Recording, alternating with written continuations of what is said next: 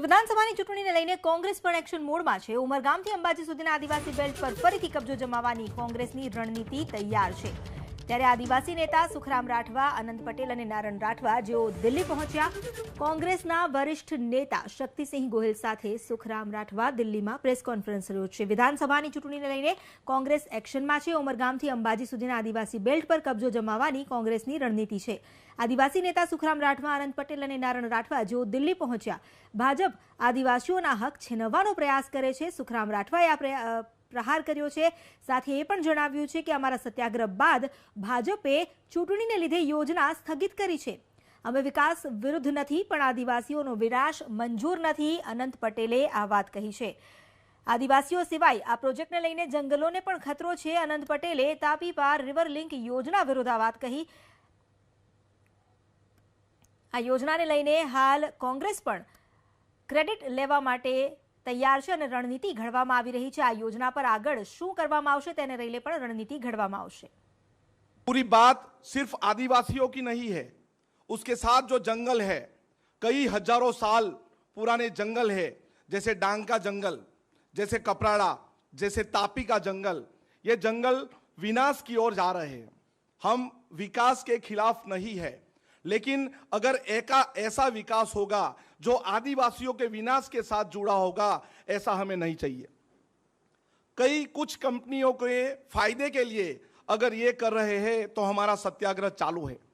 पहली बार से ही हमने सभी मंत्रियों को भी बुलाया था मंच पे, लेकिन कोई भी ये बात रखने के लिए नहीं आया।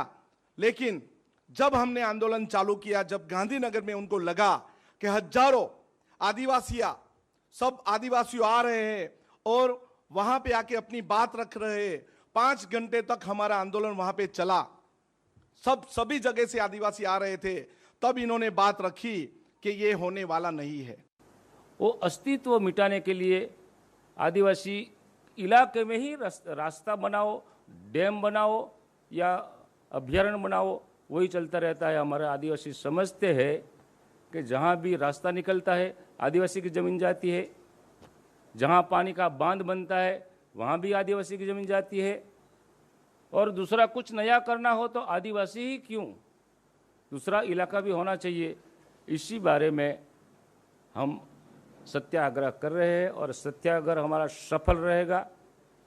वन संपत्ति पे आदिवासियों का अधिकार का कानून होने के बावजूद जो भी क्लेम्स आए उसमें सिर्फ 20% लोगों को वो भी सनद दी है रेवेन्यू रिकॉर्ड में। और अगर उसका रेवेन्यू रिकॉर्ड का 7-12 नंबर का सर्टिफिकेट आता है वो निकालो, या 8A होता है अधिकार पत्र, उस रेवेन्यू रिकॉर्ड में उस आदिवासी परिवार का 20% जिसको सनद मिली और 80% क्लेम आज भी जो आदिवासी को मिलना चाहिए वो नहीं मिल रहा है।